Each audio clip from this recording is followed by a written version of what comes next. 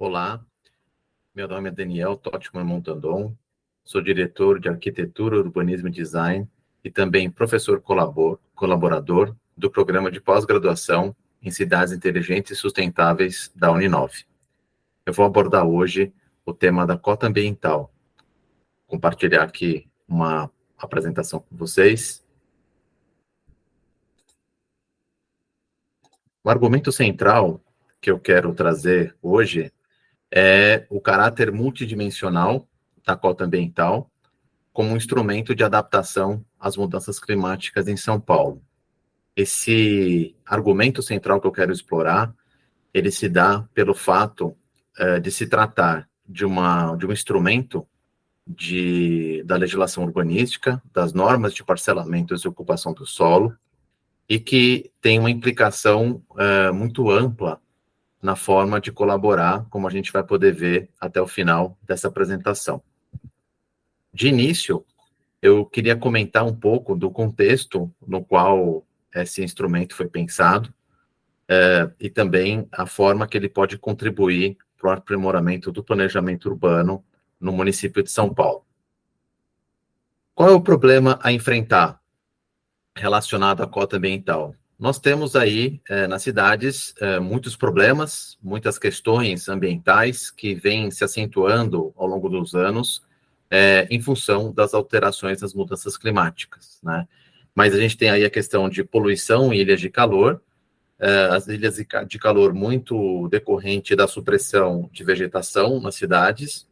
Temos as enchentes, né, fruto da impermeabilização do solo, fruto da redução de vegetação, também fruto, claro, das mudanças climáticas, mas especialmente da ação antrópica no meio urbano, né? E temos também problemas relacionados à baixa qualidade ambiental ou redução da biodiversidade nas cidades como uma decorrência também da supressão de vegetação, né? Esse mapa aqui da esquerda, ele mostra as ilhas de calor no município de São Paulo, basicamente a temperatura média da superfície. Esse aqui é um mapa que ele deriva do Atlas Ambiental da cidade, e a gente pode observar no município de São Paulo, esse perímetro cinza que está no mapa, é o perímetro do município. A gente pode observar que nessa mancha mais urbanizada, né, percebemos uma forte presença das manchas vermelhas e laranjas, isso significa maiores temperaturas, e também observamos do contrário, quando a gente correlaciona esse mapa da esquerda com o mapa da direita, que é o mapa que representa a presença de arborização nessas manchas amarelas, a gente nota que a correlação entre a existência de arborização e também as melhores temperaturas, né? Então, evidentemente que a gente está falando, então, de medidas que elas apresentam conexão com outros problemas e com outras medidas. Então, uma medida de drenagem pode afetar uma medida de biodiversidade, uma medida de biodiversidade pode afetar a questão de ilha de calor e assim por diante, né? Como enfrentar esse problema, né? Como que tradicionalmente as políticas públicas lidaram com esse problema? Basicamente, por meio de duas grandes frentes, né? Primeiro, as chamadas medidas estruturantes e programáticas, que são as ações adotadas pelos governos, que são os investimentos públicos para a gestão integrada das águas, para a criação de parques e arborização urbana, para a adoção de soluções baseadas na natureza, renaturalização de córregos, né, ampliação de árvores em praças, em parques, nas calçadas, nas avenidas, né? E então são aquelas ações que elas têm relação com o investimento direto do Estado. E, por outro lado, a gente tem aí as chamadas medidas não estruturantes e medidas regulatórias, né? Que significa a adoção de normas, instrumentos que eles vão mudar a forma como os empreendimentos privados serão projetados e executados nas cidades, né? Então, aí a gente está falando de normas de parcelamentos e ocupação do solo, normas para edificações, né? Que elas vão, então, mudar a forma como os empreendimentos privados vão ser projetados e construídos, tá? Até o momento, né, a gente teve, em 2016, no município de São Paulo, talvez um pouco antes, né, 2014, nós tivemos um processo de revisão do marco regulatório da política urbana municipal. Então, em 2014, nós tivemos a revisão do Plano Diretor Estratégico, a Lei Municipal 16.050, e depois nós tivemos, em 2016, a revisão da Lei de Zoneamento, a Lei de Parcelamento, Uso e Ocupação do Solo, Lei 16.402. Tivemos também, em 2017, a revisão do Código de Obras e Edificações, que é a Lei Municipal 16.642, de 2017, e também tivemos a instituição dos planos regionais das subprefeituras. Então, esse momento, 2014 e 2016, foi um momento de revisão do marco regulatório. Então, se a gente analisar os antecedentes a esse zoneamento de 2016, que é o zoneamento que ele introduziu o instrumento da cota ambiental, nós vamos perceber que a gente tinha algumas soluções que a gente pode dizer de tradicionais, né, soluções normativas tradicionais que eram, então, implementadas. Então, nós tínhamos a taxa de permeabilidade, com um parâmetro único ambiental existente. Ele variava em algumas zonas da cidade, mas ele era, de um modo geral, bastante homogêneo, né? Como a gente pode ver no mapa, né, as diferenças de cores são as diferenças de taxa de permeabilidade. Essa grande mancha mais verde clara é a área mais urbanizada da cidade, e essas manchas aqui, em tons médios de verde, são áreas, bairros exclusivamente residenciais, em que a taxa de permeabilidade era maior, que seria 0,40, e na grande parte da cidade 0,15, ou 15% da área do lote, em que se exigia ter um solo permeável, né?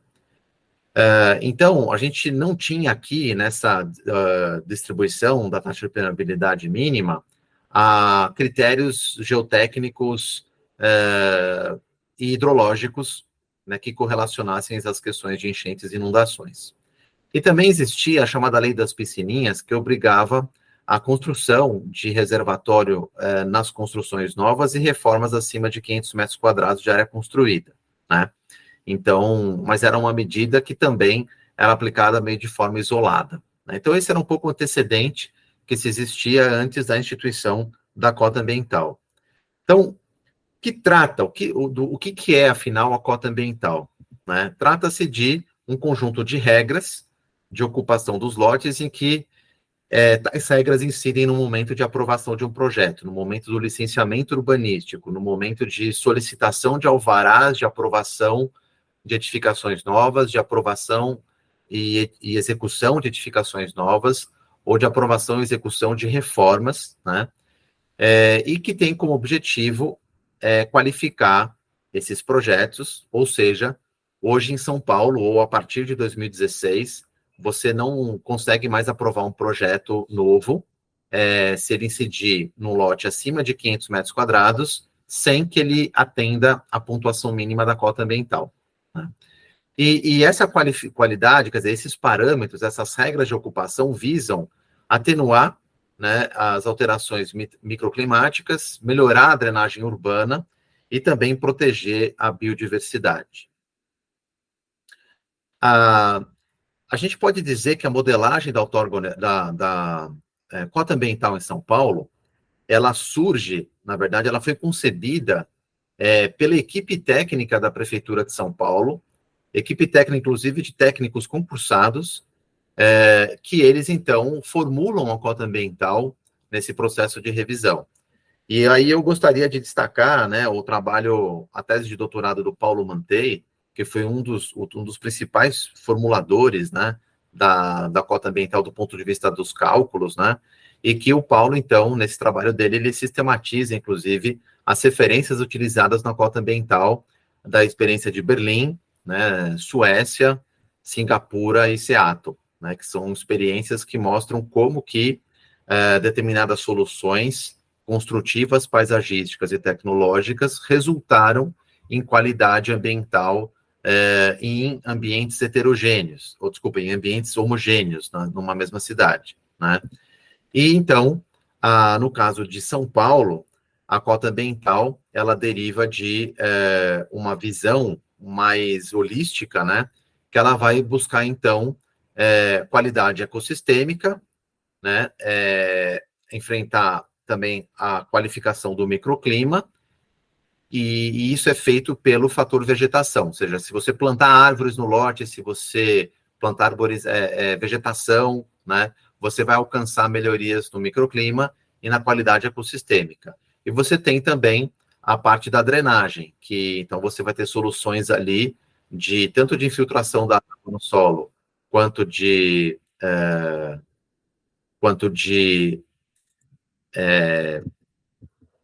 reservação, né, que serão muito importantes para o processo de aplicação da cota ambiental, né? Então, eu acho que esse é um ponto importante, retomar aqui a apresentação. Ou seja, a gente então soma a cota ambiental, ela tem uma pontuação de drenagem, né, e uma pontuação de vegetação, tá? Que a gente vai mostrar aqui na sequência.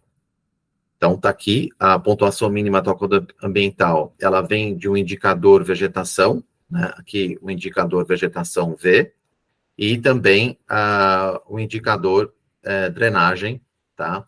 E aí nós temos aí fatores alfa e beta, que eles vão modular a incidência de vegetação e drenagem conforme os diferentes territórios da cidade, né?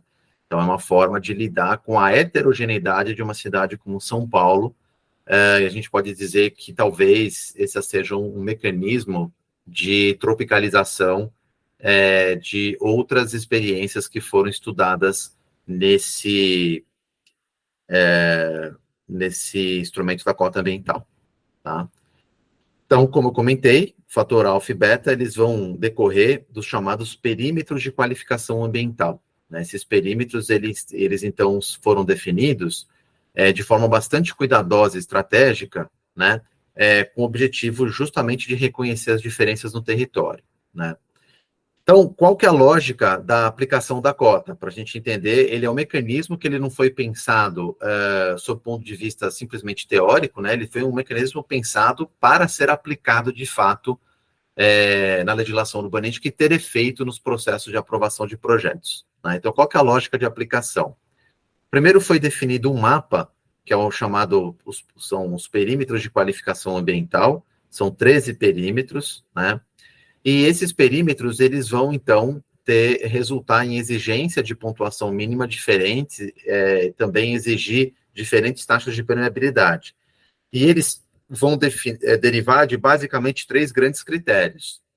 Primeiro, reconhecer as pré-existências, né, na cidade, no território, como, por exemplo, situação de microclima, a situação de cobertura vegetal, né, a situação de drenagem, e também tipologia e padrão do uso do solo, ou seja, reconhecer as pré-existências, correlacionando, evidentemente, compatibilidades e incompatibilidades entre o uso do solo e essas características físicas do território. Depois nós temos o potencial de transformação das macroáreas do plano diretor. Então, o plano diretor, ele estabelece diretrizes para a transformação do território que tem muito a ver com a oferta, por exemplo, de infraestrutura de transporte público coletivo, né? Então, essa oferta de infraestrutura vai resultar em diretrizes de intervenção no território, que vão ser importantes para a modulação da cota ambiental. E nós temos situações estratégicas também para qualificação ambiental, territórios, por exemplo, que têm uma baixa qualidade ambiental, ou áreas que já têm uma boa qualidade ambiental que devem ser preservadas. Então, por exemplo, evitar que se faça um manejo arbóreo, supressão de vegetação, por exemplo, uma das estratégias da cota ambiental. Para tanto, por exemplo, as árvores existentes, elas vão receber uma pontuação maior. Bom, e aí, definido esse mapa, foi estabelecida uma pontuação mínima que deve ser exigida de acordo com cada perímetro de qualificação ambiental e também de acordo com o tamanho do lote, né? Quanto maior o lote, maior a pontuação mínima exigida, né? E aqui também foi definida uma diferença de taxa de permeabilidade conforme lotes inferiores a 500 metros quadrados e lotes superiores a 500 metros quadrados. Por que essa diferença? Os 500 metros quadrados, eles foram uma linha de corte estipulada na cota ambiental para que você não gerasse uma grande dificuldade para empreendimentos de pequeno porte conseguirem se viabilizar na cidade. Então, essa linha de corte, ela surge muito nessa perspectiva. Por isso que a taxa de permeabilidade vai ser proporcionalmente menor nos lotes menores do que 500 metros quadrados e proporcionalmente maior nos lotes maiores do que 500 metros quadrados. E a cota ambiental, ela é exigida somente nos casos de projetos de edificações novas, feitas em lotes acima de 500 metros quadrados, ou de reformas de edificações com ampliação de área construída superior a 20% da área construída existente. Então, por exemplo, numa reforma em que se amplia a área construída em 10% em relação à área construída existente, você não precisa aplicar a pontuação mínima da cota ambiental. No entanto, se você, por exemplo, fizer uma alteração de área construída numa reforma superior a 30%, né, superior a 20%, área construída existente, você vai precisar obedecer à pontuação mínima da cota ambiental. E nós temos aqui os fatores, né, que são aplicados, são basicamente fatores de ponderação, que eles vão incidir, então, de acordo com a cobertura vegetal, o fator vegetação e o fator drenagem, né? Também foram definidas uma série de soluções paisagísticas e construtivas passíveis de pontuação, que é que a gente pode chamar de cardápio, né? Então, nós temos ali, né, área jardinada sobre solo natural, nós temos área jardinada sobre laje, com espessura de solo maior do que 40 centímetros, a gente vai ter pavimento semipermeável com vegetação sobre solo natural, indivíduo arbóreo de pequeno porte, indivíduo arbóreo de médio porte, indivíduo arbóreo de grande porte, palmeira, que se diferencia, né, das demais vegetações, das demais árvores, maciço arbóreo, no caso de existência de vegetação, cobertura verde, né, porção de fachada ou muro verde, jardim vertical, né, pavimento poroso, pavimento semipermeável sem vegetação e o chamado reservatório de detenção para controle de escoamento superficial, né? Então, a gente tem aqui um cardápio que foi montado para você conseguir ter flexibilidade no projeto para você atender a pontuação mínima, tá? Nós temos também aqui como cada uma dessas soluções, né, elas foram, a gente foi atribuído o fator vegetação, né? Ou seja, basicamente quantos pontos, né, cada unidade, seja ela arbórea, né, ou seja ela em metro quadrado, vai conferir para fins de cômputo da pontuação, né? Então, daquelas soluções todas que eu mostrei no slide anterior, a gente tem aqui o fator vegetação, né, que ele vai, então, resultar em pontos, e temos também o fator drenagem, né? Então, a gente tem aqui, antes do fator drenagem, a gente tem aqui os indivíduos arbóreos, né? As características. Então, quando a gente vai plantar, né, ou quando a gente vai ter indivíduos existentes, a gente tem aqui a caracterização do que é pequeno porte, né, em função do diâmetro da altura do peito, medido, né, então aqui para aqueles que vão ser plantados e aqueles que são existentes. Então, a gente tem aí para pequeno porte, médio porte, grande porte, palmeira e maciço arbóreo. A referência para a aplicação das espécies e também, né, das demais medidas paisagísticas constam do Manual Técnico de Arborização Urbana da Secretaria Municipal do Verde e Meio Ambiente da Prefeitura do município de São Paulo, né? Então, hoje a gente tem a lei municipal que regulamentou a cota ambiental, temos um decreto municipal também que regulamentou uma série de medidas a serem seguidas na aplicação da cota, né? E a gente tem, então, também o manual técnico como um mecanismo técnico para subsidiar a aplicação da cota.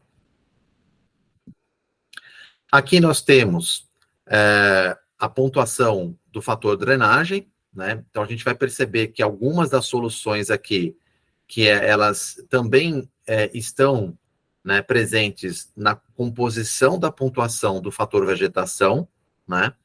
Então, não são todas que as medidas de vegetação que vão somar desempenho para a drenagem, mas algumas delas sim, né?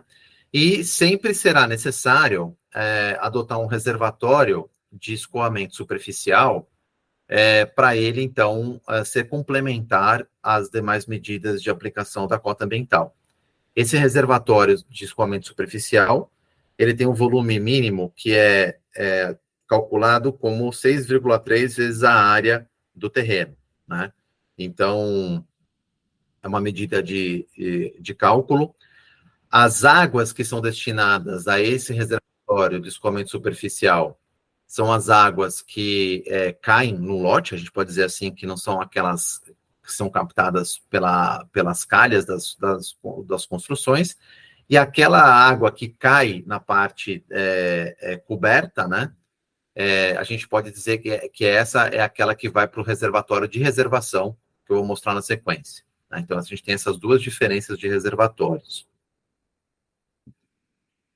No caso aqui do reservatório de aproveitamento de águas pluviais, né, proveniente das coberturas das edificações, como eu acabei de comentar, a gente tem essas três fórmulas de cálculo do volume, né? Então, nós temos aqui, no caso de coberturas impermeáveis, né, 16 vezes a área da cobertura impermeável. No caso de coberturas verdes, nós temos 5,4 vezes a área da cobertura verde, e quando temos a mescla de coberturas impermeáveis e coberturas verdes, a gente tem, então, a somatória das fórmulas aplicadas às respectivas áreas de cada um, né? Então, novamente, esse aqui é o volume de reservatório, a fórmula de cálculo do volume do reservatório de reservação, né? E esse aqui é a fórmula de cálculo do volume do reservatório de escoamento superficial. Esse é um reservatório que vai estar sempre vazio, que ele vai, então, encher de acordo com a chuva. A ideia é que ele encha, né, nos 30 primeiros minutos de uma chuva aí com, acho que uma recorrência, não me lembro exatamente se é de 20 ou 50 anos, tá? Que é uma situação paradigma estabelecida no cálculo. Então, ele enche e aí vai para a rede de águas pluviais depois de um determinado período. E esse daqui, ele se mantém cheio e tem todo o sistema hidráulico do projeto deve, então, se utilizar dessa água reservada para utilização e reuso da água, evitando, assim, o consumo, reduzir o consumo de água. Então, explicado aqui como que é a lógica de aplicação, né? Então, só retomando, nós temos ali o perímetro de qualificação ambiental, pontuação exigida, como é que eu calculo o volume de reservação e como que eu calculo o volume de escoamentos, o reservatório de reuso, né? Então, pegando o exemplo de aplicação, a gente vai, então, ter uma coisa que é o simulador de aplicação da cota ambiental. Esse simulador está no site da prefeitura, ele é um mecanismo para facilitar a aplicação da cota, tá? Então, ele é uma planilha Excel, em que os campos em amarelo, eles são preenchidos pelo projetista, né? E com informações de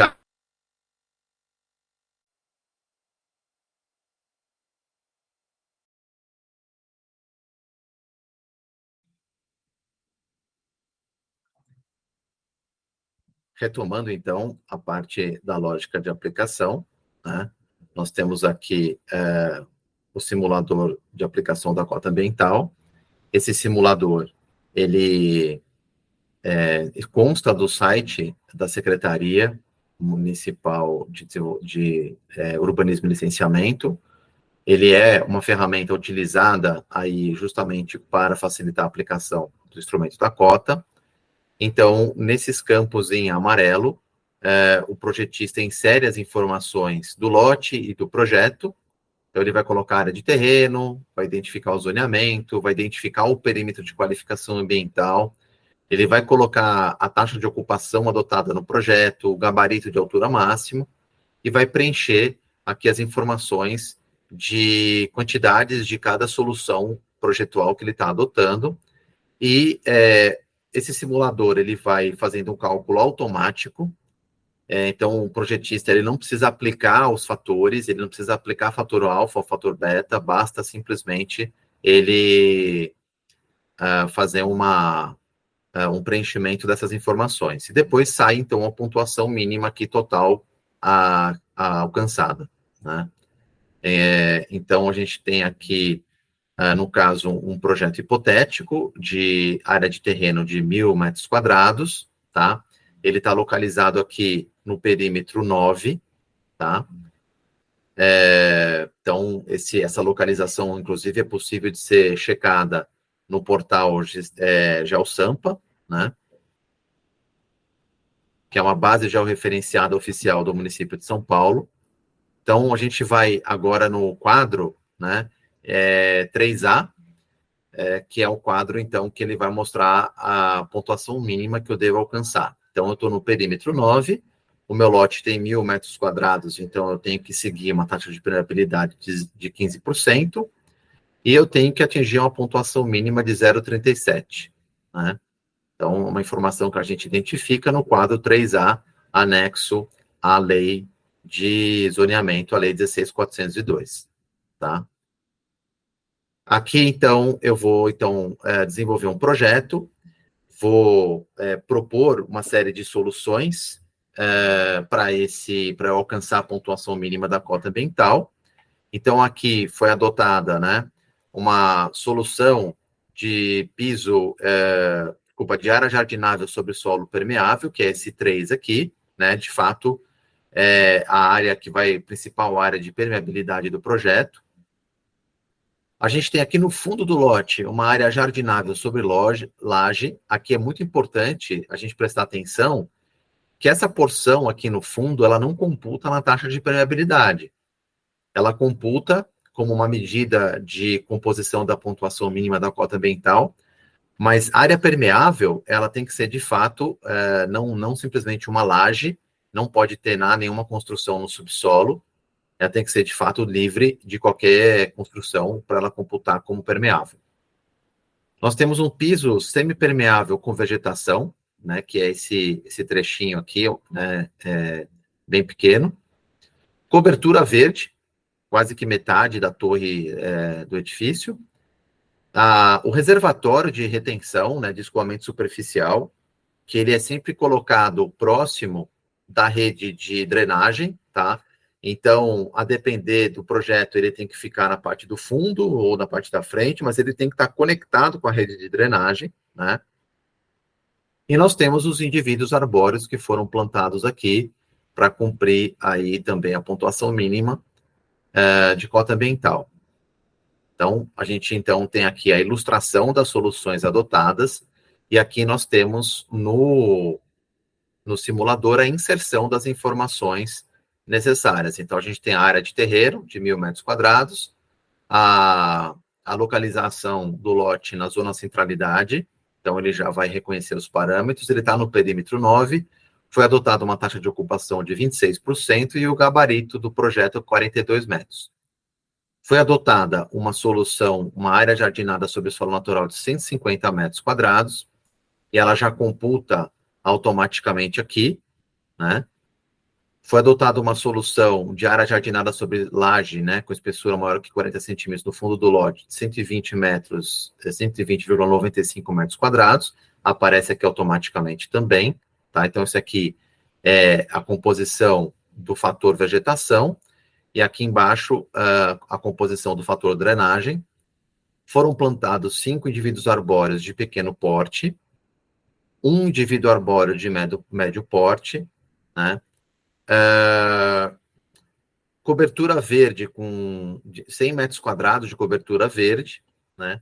E a gente tem, então, aqui as resultantes automáticas, né? No caso desculpa, a cobertura verde também computou aqui. E a gente teve, então, que adotar um volume de reservação de 6.300 litros, né? Com isso, a gente alcançou uma pontuação mínima de 0,38, tá? ou seja, o projeto pode ser aprovado, eu alcancei a pontuação mínima. Então, o que é interessante a gente ver é o seguinte, que antes eu só precisava fazer uma taxa de penalidade e um volume de reservação. Agora eu preciso adotar outras soluções para alcançar uma pontuação mínima, que ela me coloca numa determinada situação paradigma de garantia de qualidade ambiental no projeto, né? Aqui tem uma síntese da aplicação dos parâmetros, e aqui a gente tem a comparação da legislação, então, até então adotada, e da legislação que surgiu com a cota ambiental no município de São Paulo. Então, fica nítido a melhoria, né, obrigatória, né, imposta aos novos projetos no município de São Paulo. Bom, e aí tem uma outra questão, que é o seguinte, para que, então, se a gente for analisar assim, uma placa fotovoltaica adotada em construções ou outras soluções técnicas, elas não poderiam contribuir para o desempenho ambiental, né? Então, para que a gente tivesse uma aplicação mais holística, a cota ambiental, foram definidos 2 incentivos, né? O incentivo de cota ambiental, que é para aquele projeto que fizer uma pontuação maior do que a mínima, e um incentivo de certificação, para projetos que adotarem certificação ambiental. O incentivo de cota ambiental é esse aqui, que tem uma fórmula, que ela parece relativamente complexa, mas não é. Esse incentivo, ele é em reais, né? E ele basicamente depende do coeficiente de aproveitamento do projeto, ele depende, né, do fator de qualificação ambiental e da área de terreno, né? Então, basicamente, esse incentivo, ele foi modulado com a seguinte lógica, né? Então, a gente tem aqui um quadro, que é o quadro 3C da Lei de Zoneamento. Esse quadro, ele coloca valores em reais a serem descontados de acordo com quantas vezes o projeto atinge a pontuação mínima da cota ambiental. Quanto mais vezes, maior o desconto, e esse desconto também ele vai modulando de acordo com o tamanho dos lotes, né? Por que, que esses valores eles são diferentes no território? Porque a gente pode dizer que o custo da solução ambiental ele talvez seja fixo, né? No entanto, como o incentivo em reais ele é dado como um desconto na contrapartida financeira da outorga onerosa do direito de construir, né? Porque os projetos os empreendimentos com mais área construída são aqueles empreendimentos em que a gente tem que buscar uma qualidade ambiental maior, né? E esses empreendimentos, então, eles vão... a gente quer que eles explorem melhores soluções ambientais. Então, eles obrigatoriamente vão aplicar a cota, a outorga onerosa, porque eles utilizam o coeficiente de aproveitamento acima do básico, acima de 1. Então, provavelmente, a outorga onerosa vai incidir praticamente em 100% dos casos. Então, o incentivo ele é dado em desconto na contrapartida financeira da outorga. E a contrapartida financeira da outorga ela é calculada com base no valor do terreno. Então, como o valor do terreno ele vai ser diferente, por exemplo, na Avenida Paulista e na Zona Leste ou na Zona Sul da cidade, vai ser muito mais caro na Avenida Paulista, então o desconto na contrapartida financeira da outorga tem que ser maior, e assim por diante, né? Então, pegando o exemplo, no nosso lote de 1.000 metros quadrados, vamos supor que a gente adote soluções 1,5 vezes a pontuação mínima exigida. Então, eu alcançaria aqui o meu incentivo de cota ambiental, o meu IQA, seria de R$ 28. Então, a gente pode olhar aqui a aplicação da fórmula, pensando que o meu projeto está aplicando o coeficiente de aproveitamento igual a 2, né? Eu aplicando aquela fórmula, então eu vou alcançar aqui, colocando o coeficiente de aproveitamento 2, aqui e aqui, o meu fator de qualificação ambiental, ele é igual a 28, e a minha área de terreno é 1.000, então eu vou alcançar um incentivo de cota ambiental de R$ 28.000, né? Então, isso aqui é simplesmente uma ilustração, um exemplo de como se aplica o incentivo. E no caso do incentivo de certificação, a gente vai ter aí também uma lógica que é o seguinte: uma certificação mínima, ou seja, uma certificação que ela não é tão arrojada do ponto de vista das soluções construtivas, dos processos construtivos, né, das soluções adotadas no projeto, você vai ter uma pontuação, um incentivo de R$ 40 por metro quadrado, enquanto a certificação máxima terá R$ 120 por metro quadrado, né? Então, se eu adotar, por exemplo, a certificação LEED, eu alcançaria, por exemplo, R$ 120 por metro quadrado.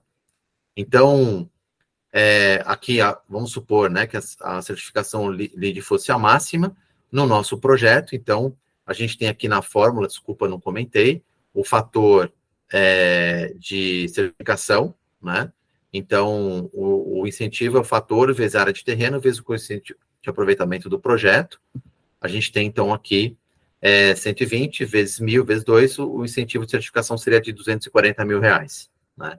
Então, esse incentivo, ele tem o intuito, o objetivo, justamente de conferir uma busca para que as edificações elas façam certificação, que os projetistas busquem a certificação, que ele vai, então, adotar soluções mais holísticas no projeto como um todo, soluções ambientais, de sustentabilidade, e com isso a gente vai ter tanto aquela aplicação da pontuação mínima da cota, quanto outras soluções, né? Sensores de iluminação, lâmpadas LED, soluções que vão reduzir o consumo de energia, enfim, uma infinidade de medidas que podem ser adotadas e mensuradas no contexto da certificação, né? Então, aqui para finalizar, fazer alguns comentários, né? Primeiro, eu acho que assim, a cota ambiental ela foi instituída para conferir qualidade ambiental num modelo de cidade densa e compacta. Essa é a grande virtude da cota, né? Ou seja, a ideia é que empreendimentos que vão ser construídos perto do metrô, perto das estações de trem, perto do corredor de ônibus, né, eles contribuem.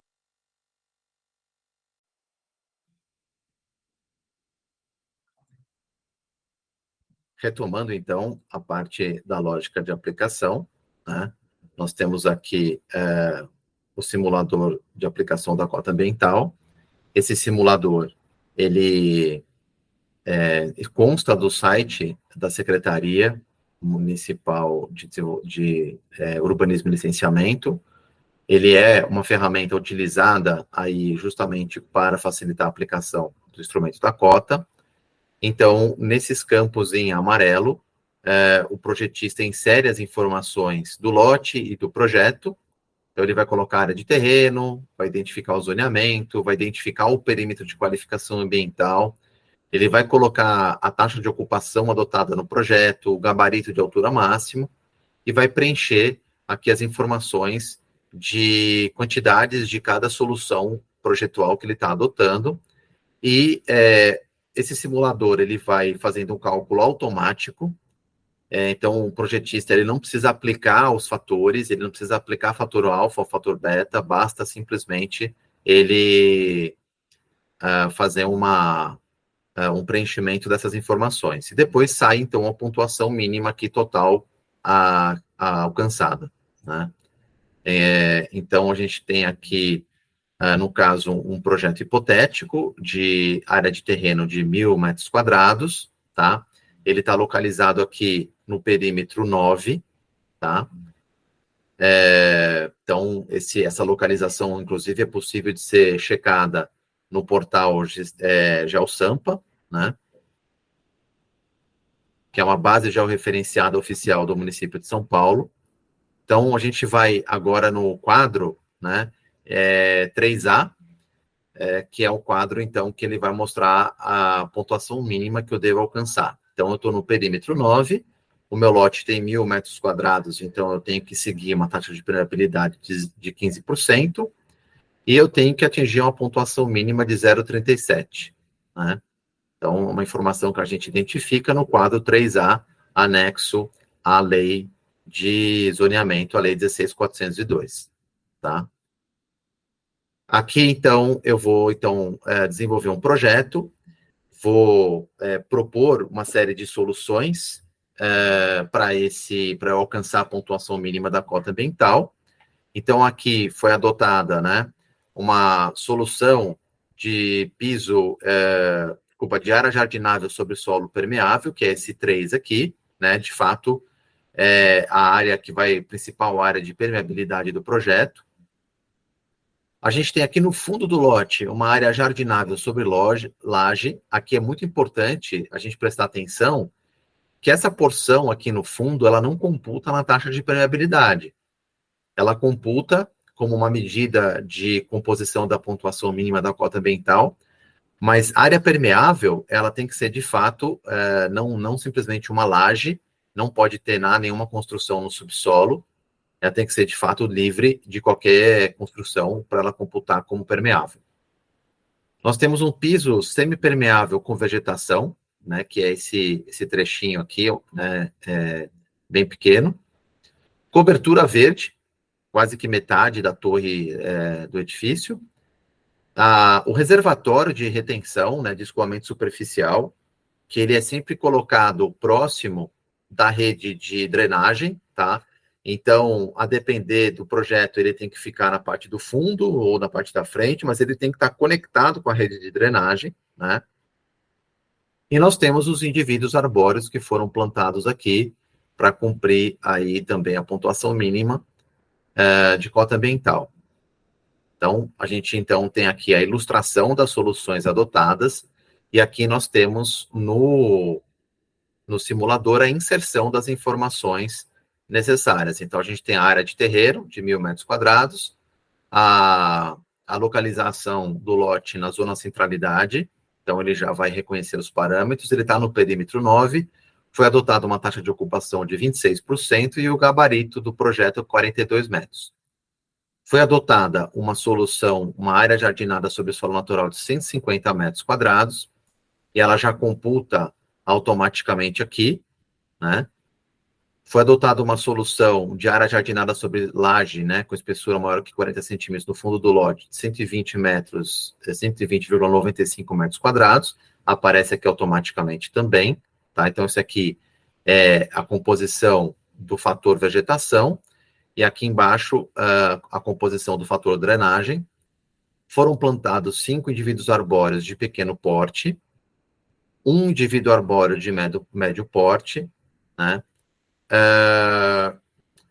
Cobertura verde com 100 metros quadrados de cobertura verde, né? E a gente tem, então, aqui as resultantes automáticas, né? No caso desculpa, a cobertura verde também computou aqui. E a gente teve, então, que adotar um volume de reservação de 6.300 litros, né? Com isso, a gente alcançou uma pontuação mínima de 0,38, tá? Ou seja, o projeto pode ser aprovado, eu alcancei a pontuação mínima. Então, o que é interessante a gente ver é o seguinte, que antes eu só precisava fazer uma taxa de permeabilidade e um volume de reservação. Agora eu preciso adotar outras soluções para alcançar uma pontuação mínima que ela me coloca numa determinada situação paradigma de garantia de qualidade ambiental no projeto, né? Aqui tem uma síntese da aplicação dos parâmetros, e aqui a gente tem a comparação da legislação, então, até então adotada, e da legislação que surgiu com a cota ambiental no município de São Paulo. Então, fica nítido a melhoria, né, obrigatória, né, imposta aos novos projetos no município de São Paulo.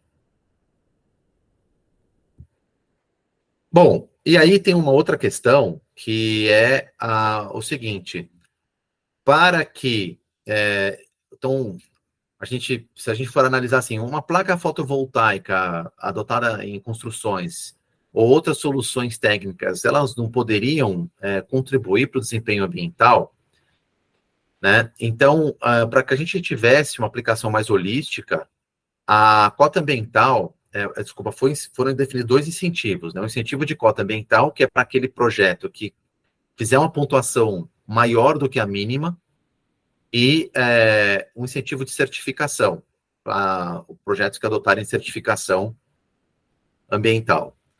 O incentivo de cota ambiental é esse aqui, que tem uma fórmula, que ela parece relativamente complexa, mas não é. Esse incentivo, ele é em reais, né?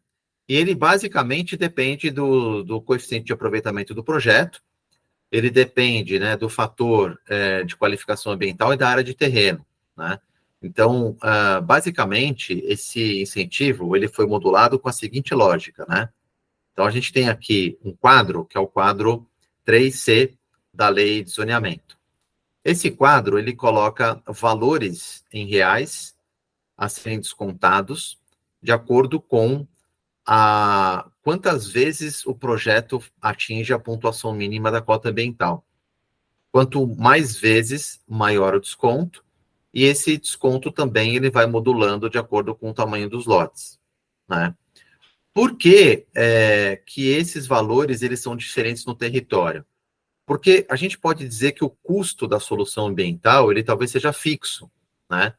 No entanto, como o incentivo em reais ele é dado como um desconto na contrapartida financeira da outorga onerosa do direito de construir, né? Porque os projetos, os empreendimentos com mais área construída são aqueles empreendimentos em que a gente tem que buscar uma qualidade ambiental maior, né?